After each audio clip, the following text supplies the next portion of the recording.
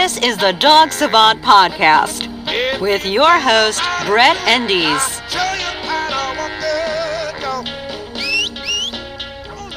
Hello, everyone. Welcome to the Dog Savant podcast. My name is Brett Endies. I am your host. I'm a professional dog trainer. I specialize in problem behavior solving and puppy development, as well as basic obedience in the real world. Thank you everyone who's listening, downloading, been sharing, subscribing, rating, reviewing. Really appreciate it. We're getting some momentum here, getting more than at the beginning we had like 2 listeners, so we have some more now. So don't forget to do all that. And also you can go on my YouTube channel. We have a YouTube version. It's youtube.com/dogtrainingla. And you can also go on my website, dogtrainingla.com. And you can link to any of my social media sites there as well at the Dog Savant. So let's see here. Today we're going to do a little talk about self-awareness, mindfulness. You might get a little Buddhist here. I just want to talk about how important it is, not only when training dogs, interacting with dogs, living with dogs, how crucial it is to be mindful and aware and see yourself as others are seeing you.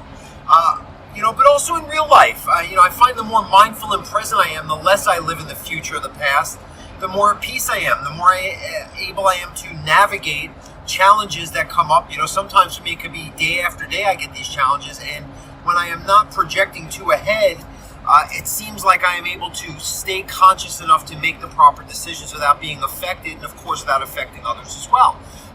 Really what I just explained, and sometimes it comes out in this stream of consciousness, is the goal of what you want to create for your dog. If your dog is struggling with a behavioral issue, or your dog isn't listening or becoming overstimulated by everyday life, we have to teach them to become mindful. I always tell people, I say, well, what do you do in one sentence? Meditation for dogs. The same exact thing that meditation and mindfulness training can do for people and living a balanced life, it can be achieved and much, much easier for a dog. I mean, you can tap into enlightenment state in the dog and achieve peace in one interaction if you know how to communicate with them, where people you can go through 10 lifetimes and that might not ever happen.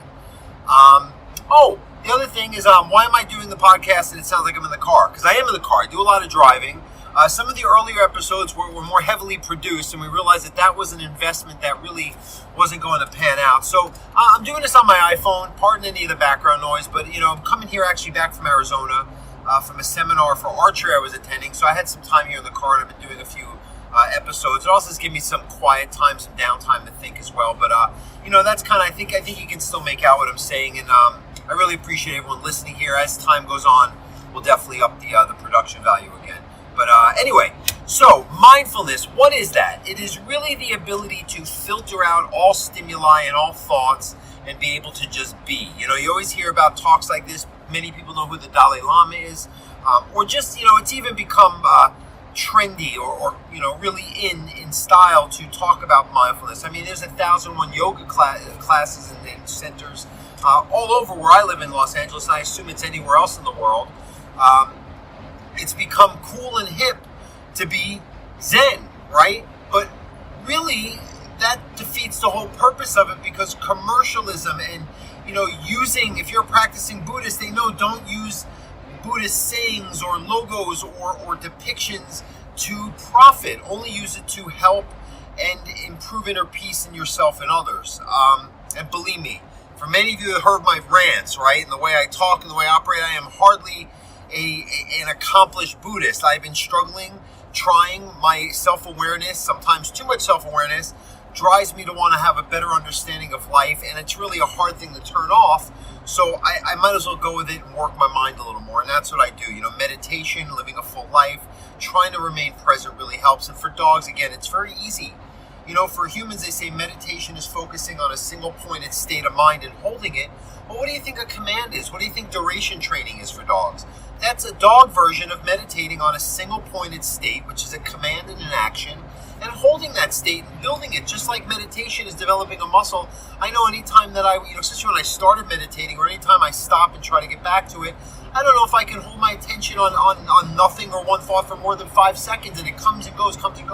But with time and practice, that's why they call it a meditation practice, you can develop this. And because my life is, as a human, and all of ours is, very complicated, it's not as easy to be able to filter everything out. So we can't live in a cave and kind of have no obligations and no bills and no relational issues and none of the stimuli and the technology that we're trying to process, especially people that maybe weren't born into it. It's just a whole new world we're living in, and we're trying to come to terms with it without getting affected and succumbing to anxiety and depression and interfering with our relationships and our peace of mind.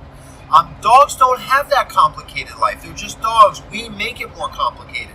That's why, aside from teaching these skills to dogs, sometimes I'll just have an owner simplify their interactions with their dogs, sever some of the deep emotional ties and treat them like a dog. And that doesn't mean lesser than. It doesn't mean not meeting and exceeding their physical and mental needs. It means that it's giving the dog contentment for knowing where their limits are and not having to assess situations or a relationship that they cannot get their head around or understand as a dog. We've treated dogs to the point where we've, and I think all of these good things, a high level of veterinary medicine, nutritious food, wonderful toys, guys like me stay in business to help these dogs, but a basic life is all they need. I think I've mentioned this before. I have a client who, again, he has everything. He produced one of the most popular shows in the 80s that I grew up watching, and this man lives in a castle. He has absolutely everything. I've observed his life as a fly on the wall, and I've interacted with him enough to know he is a sweet man. But he has a lot of anxieties because humans aren't meant to be in that position. Or if they are, they're not meant to indulge, and they're meant to kind of disperse themselves a little bit. And, for him, I can't help with his anxiety. I can just be real with him and show him that there's humans that don't need things from him all the time other than just, pay me for the gig that I'm helping with your dogs, but I don't need you to put me on your next sitcom, right? Because that anxiety, I think, is just he can't even trust people anymore because of the role he's in Hollywood here. But the point is, he has nannies for his dogs. He has a nanny for his dog. He has a chef for his dog. He has a special wing in the house and a grotto pool for the dogs. And that's great.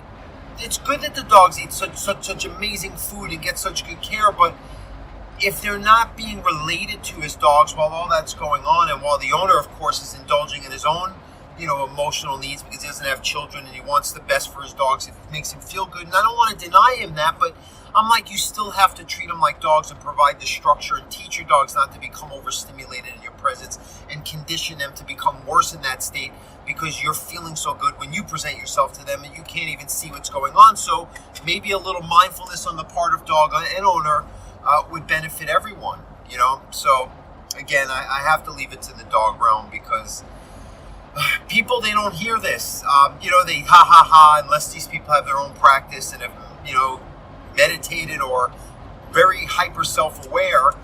Most people are very averse of the criticism. They think that the person who's seeing this insight in them only with the attempt to help and bring, shed light to that person so they can help themselves, because no one can help anyone but themselves. They just get mad at that. That's why, yes, I'm talking about you again. My girlfriend's such a wonderful person. She's so self-aware. And look, Murray and I are not perfect. We know we're not. We joke about this all the time, don't we? But boy, we can call each other out. As uncomfortable as it is, we get it, what's going on. And we know our egos don't get in the way of realizing it's us trying to grow and heal together. And, more humans, whether they're in a close relationship or not, should be able to relate to each other a little bit more like that. That's why I love going to spiritual centers, real ones, not pay per month yoga classes. I mean, like going to the Buddhist center. There's a wonderful one, the Kadampa Center here. And I'm not advertising for any religion. I'm just saying this is a place that I've experienced the ability to find inner peace. And that is a challenge for a guy like me who is very frenetic, very ADD. I have an active mind. I have an active life and a fulfilling life, but it also creates anxieties, right? A lot of these people you see who operate on a much higher level than me, people you see on TV, you listen to their podcasts, they're doing so many things and they're so impressive, and they are, but what's going on in here? And I find that some of these people, for them to be able to hold it all together and remain at peace and fulfillment and hold all their relationships, together, meditation practice, a healthy lifestyle. Again, I'm talking a lot about the human realm because I can relate to that in what I, as a human, I've never been a dog. I've just been around enough of them, and I can relate to some of the sensory processing issues or the difficulty in transitional times or social interactions that can create a small version of what I experience that must be so escalated with an animal who doesn't quite understand what's going on in that dynamic fully and can act on their instincts of fight or flight to try to survive. And that's a scary thing. But it is, and it's hard to demonstrate, but really a lot of this focus building, a lot of this, I just posted a video on Instagram yesterday, 2 days ago, training Bowie, or yesterday. My Rottweiler just practicing some obedience training. It's been a while. And, what I taught him at a young age is when I have you down, you hold it, you meditate. You can use it to have a dog just logistically listen better and stay where you want him to be for so many reasons in applied obedience or real world settings. Or just for a dog that has separation anxiety and needs to just stay put for a little bit and sit with their thoughts. That's why I teach place training to my separation anxiety cases. These dogs are so agenda-minded, they're always waiting for every next thing to happen around their owners, and they think that that's how to operate, and it gets conditioned into them, and then they don't know how to deal with their dog, their owners not being there, because their whole life is based on tracking, anticipating, and reacting to owners' movement or interactions or needs getting met around them, to the point of full-blown anxiety, where they can't even handle. It's not about them. I don't want to get into separation anxiety. We have a lot of podcasts about that. But you get the point, is that dogs' ability to be mindful is going to resolve so many issues at the root cause, whether it be impulse control issue. Your dog jumps. Why does a dog jump? They're anticipating that, there's a person, startle response. So if instead when a person arrives at the door, that overstimulated thing that gets triggered in them is more like, I'm going to go into sit, I'm going to be mindful, I'm going to look inward, I'm going to focus on a command and sit, balance, calm, still being aware, very present, instead of the jumpy excitement where the dog is 10 steps ahead of themselves. There's no self-awareness in the dog at that point, and teaching them a calmer state while they can still, again, enjoy the interaction and wag and be happy, but not discontented, not non-mindful, not to the point where they cannot even see what's going on, and they're creating now a behavior problem or an inconvenience or an unsafe situation. Yes, dogs getting too excited when they see things makes them run into streets with cars, and people's indulgence of, I love the way the dog makes me feel when they get excited, for me, is all that they're thinking about. So again, we need to work on self-awareness on both the dog end of the leash and the human end. It's just a lot easier for the dog end. Let's go into dog handling. We're in a situation where a dog's panicking on a reactivity case, and the dog's at the end of the leash popping off against this dog in public, and everyone's freaking out. Dog, mostly, are you panicking or getting emotional? Is that going to help the situation or project the proper energy at the dog? Is that going to help you make the right steps, whether it be directing the dog, the right leash pressure, understanding from the event so you can learn from it, so you can kind of recreate it in the future with a more positive outcome? There's no way. It's like people who keep perpetuating the same stuff. I do it. We keep reacting the same way, and it never gets better. You get more comfortable in something that doesn't make you feel better. I drive so much, as I had said. That's why I'm doing these car podcasts. And, what happens day after day, year after year, I'm usually pretty cool because I realize that I can't change much, especially in LA. The traffic is it's just too congested. There's really nothing you can do. Other times, though, where it's like, hey, you could not have cut me off, or you could drive a little fast in the left lane, I can lose my shit. I get my version of leash reactivity. How about that, right? And what do I have to do? Because it never feels good. It creates a negative and potentially, like with a dog situation, a potentially dangerous encounter. And it's just not good. It's not good for me. It's not good for my inner peace, right? But what happens? I do it again and again. I'm a little better. You get older, you kind of let things go more. But really, it shouldn't be an issue. I should work on this. This is what I should be, my mindful meditation, because I can't control it, yet I have to deal with it.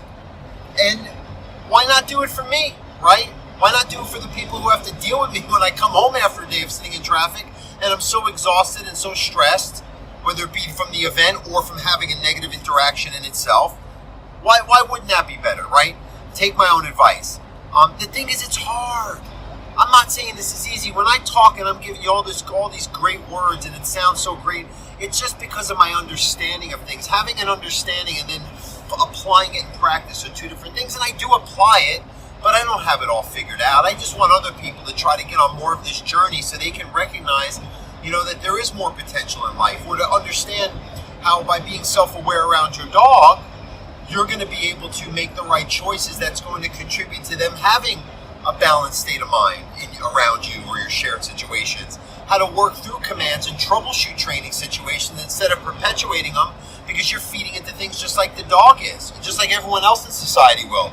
Look, I saw a video the other day of a lady, Dog Park Debbie, we probably all know her by now, that freaked out because a gentleman's dog was humping her dog. And I'm saying, yes, you should correct the dog if they do that because it can escalate. But this isn't like if a person walked into a park and another person tried to hump them or physically accost them. This is dog stuff. So this is the general world we're living in the dog-owning public. That's why I tell my clients to avoid dog parks like the plague at this point because of the crazy owners. Poor dogs come along for this ride. But you're also going to get, what was the point? People are going to feed into it in the negative way. So you got to learn to be calm, conscious, rational, self-aware for the sake of your dog. Hope I made that point. Got a little off the Pluto, got a little caught up in this. Like in the last podcast, you guys heard that sometimes this is going to be emotional. It's not going to just be the dog, the leash, aggression, right? That is. I talk all day long. Half the stuff I say is canned at this point. I even tell my real world clients, look, I'm not going to say anything different than I said to the last person because this is the best way I've learned to explain, demonstrate, and teach something that has worked for others. So I'm going to replicate it for you, and if you apply it, it'll work too, right? But I also want to share me. I want you to know who's getting this. This, I told you last podcast, this is a therapy for me, right? This is something that I find is a catharsis. I can share a little bit of my life. Not that it's not going to relate to it, because I think who I am as a person is 100% why I am a dog trainer by trade, why it is just the perfect fit for my personality type to do what I do. And it just makes me happy to know that my understanding of myself can relate to an understanding of dogs, or my hyper self-awareness, which creates a lot of anxiety in my Brett world, can make me find peace and accomplishment in my dog world, right? Just got to try to balance it out more as I get older and I try to fit the pieces together. And we all can too. That's the only reason why I share this, aside from the catharsis effect. It also helps other people realize that you're not alone, that we all have our anxieties and all this stuff too.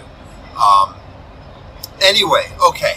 So, I just wanted to kind of get back here. Sorry I lost you guys here when the battery ran out, but I just wanted to share a little bit about, what did we talk about? Oh, mindfulness and self-awareness. I guess how we started, it's how we're going to finish. I think that's it. You know, I told you, these stream of consciousness things are not the easiest, but I just want to share with you, let you know how my mind works, and put it out there. All right, again, thank you so much to all the people who've been listening, sending in your questions, dogtrainingla@gmail.com. You can send me those questions to my email. You can contact me on social media @TheDogSavant. Please don't forget to share this podcast with your friends and leave a review and subscribe. That's the best way for other people to find us, and if it helps dog owners in the real world, it'll help more dog owners in the virtual world. So keep doing that. Thanks again, everyone, for listening, sharing this and all that. And have a great day, everyone.